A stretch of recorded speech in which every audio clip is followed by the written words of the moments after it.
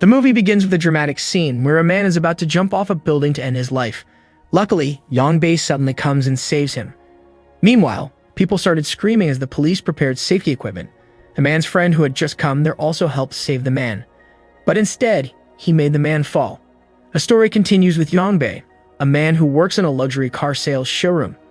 Yongbei received a special assignment from his friend Cheolgu to deliver a Lamborghini Huracan Special to a customer in Cambodia. However, Yongbei felt overwhelmed by the task, so he chose to pass the responsibility to his friend Dongsik.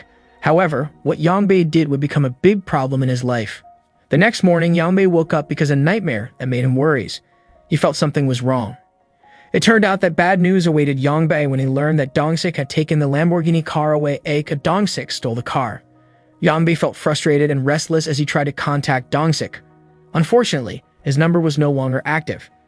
Everything got worse when his sister contacted Yongbei to inform him that their father had passed away.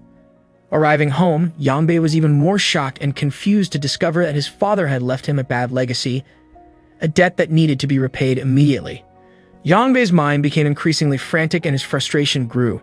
In his frustration, Yongbei unconsciously kicked a can which unexpectedly directed his attention to an old car left behind by his father.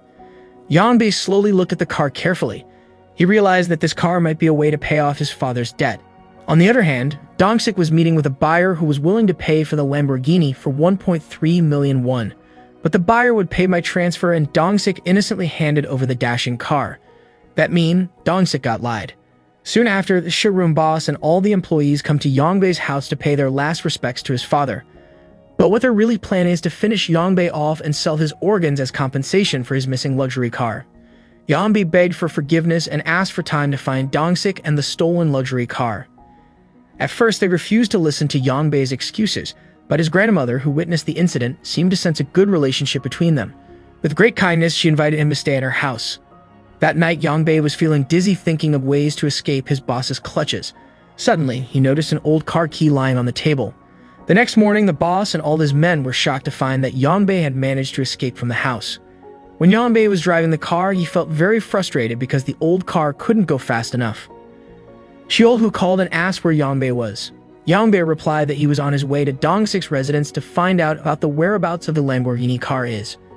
But when he arrived at Dongsik's house, Yongbei was disappointed to find that Dongsik was not there, especially the stolen luxury car. Instead, Yongbei only met Dongsik's mother. The mother only advised Yongbei to find out about Dongsik's whereabouts through to his ex-wife.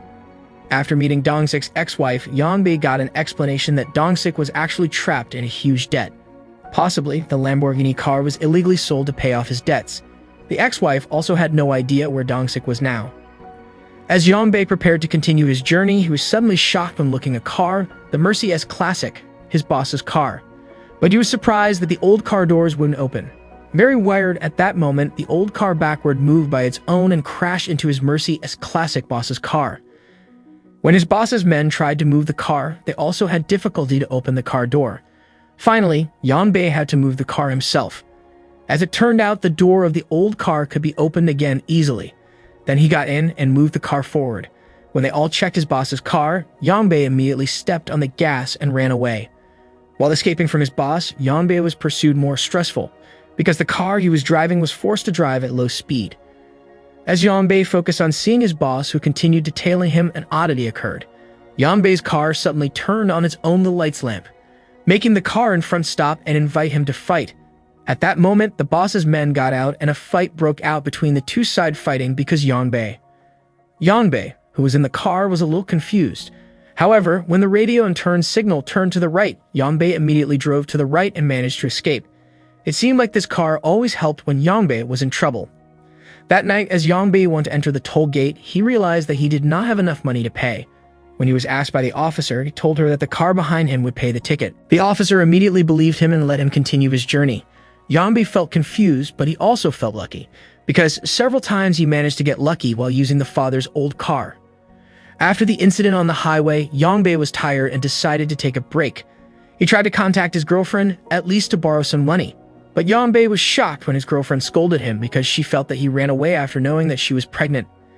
In a tense atmosphere, Yongbei chose to sleep in the car. While contemplating, Yongbei recalls the memories of the beautiful moments of childhood with her father. In the morning, Yangbei received a call from Dongsik's ex-wife, who told him that Dongsik and her were on the beach near Kongnam City. Without wasting time, Yangbei immediately opened the GPS application to get there. Unfortunately, his cell phone died because the battery had run out. Luckily, the GPS in the old car was still working properly and helped him get to his intended location. On the way, the weather suddenly became thick foggy. Yangbei continued his journey with the help of the old car's GPS. But suddenly the GPS directed him to make a turn. The instruction directed him to a ravine.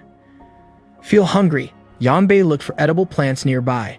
But the owner of the cornfield saw him when Yangbei was trying to take their corn. Luckily, the owner of the field only asked Yangbei to take him home. After taking the owner of the cornfield home, there was a teenager who had just back from school and took a selfie with Yangbei's old car. The teenager immediately uploaded the photo to his social media. Then Choldu found out about it and reported it to their showroom boss. Hearing the information, the boss prepared to meet Yangbei. After arriving at the beach, Yangbei immediately asked the people around him about the characteristics of Dongsik. With the information obtained, Yangbei immediately searched for Dongsik by traveling around the beach, hoping to find him. At the same time, Dongsik realized Yangbei's presence first, so without hesitation, he quickly fled in his car. A chase between Yangbei and Dongsik ensued. Just as Yangbei was about to overtake Dongsik's car, another car suddenly passed by from the opposite direction. The car was getting closer. As it turned out, the car from the opposite direction was the boss's car. Suddenly, the boss also chased Yangbei and Dongsik. There was a chase between the three of them. However, luck was on Dongsik's side in this time.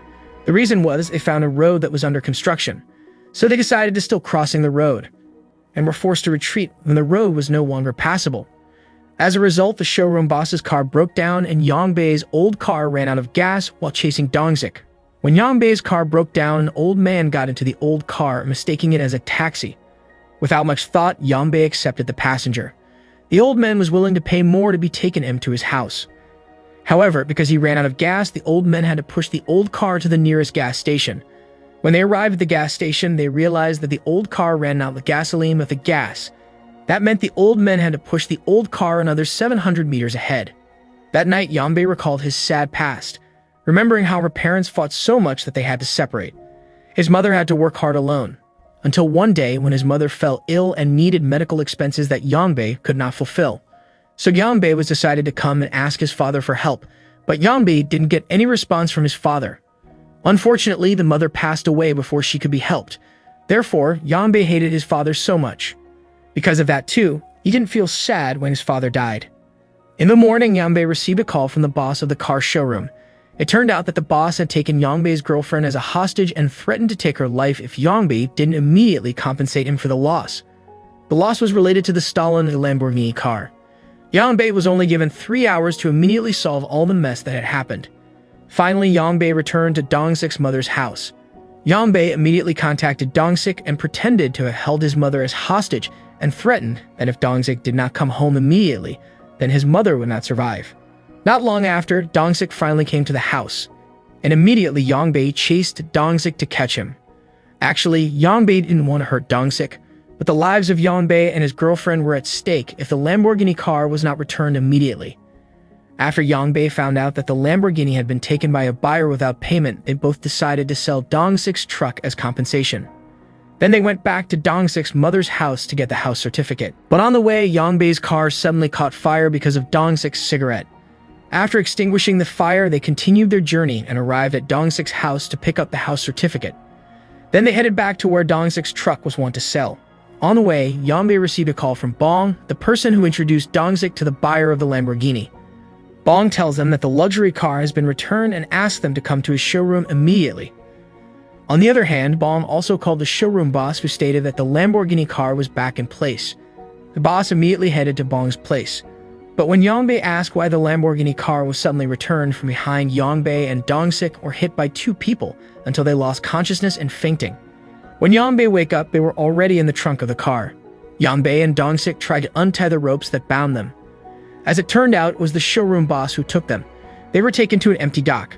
In there, they saw the red Lamborghini car. Here, Bong found the showroom boss's prohibited items in the red Lamborghini car. That made Bong immediately beaten by the showroom boss because he really had dared to touch the stuff. Seeing the situation, Yangbei and Dongsik were terrified. They then apologized for the mistakes they had made. However, not long after, workers at the dock came to them because they were disturbed by the commotion, and eventually made the two groups get involved in a fight. In the midst of the commotion, Yambi tried to escape, but his efforts were unsuccessful. His boss intended to finish him off, but that's when Yambi grabbed one of the people there. Yambi knew the bad stuff were in the car. Hence, the boss was very enthusiastic about finding the car to secure the stuff. But unfortunately, Yambi couldn't do anything about it. From elsewhere, Yambi's old car suddenly started running on by its own. That's what caught the attention of the police who were ordinarily monitoring traffic. Here's what's interesting. The stuff actually stuck to the tires of Yambi's old car, came off, then flew and landed right on the feet of the police. The police eventually gave chase, and when it realized that the old car was no driver, it unexpectedly headed the police towards the dock. And then the police arrested everyone on the dock. Realizing the police were there, the showroom boss tried to escape, and Yambi immediately to chase back the boss with his father's old car. And with his driving skills, Yambi managed to take out the showroom boss. After a trial, Yambi, Dongsik, and Chioldu were found not guilty. They were eventually released. And after that, Yambi's girlfriend took him to see his father's unburied body.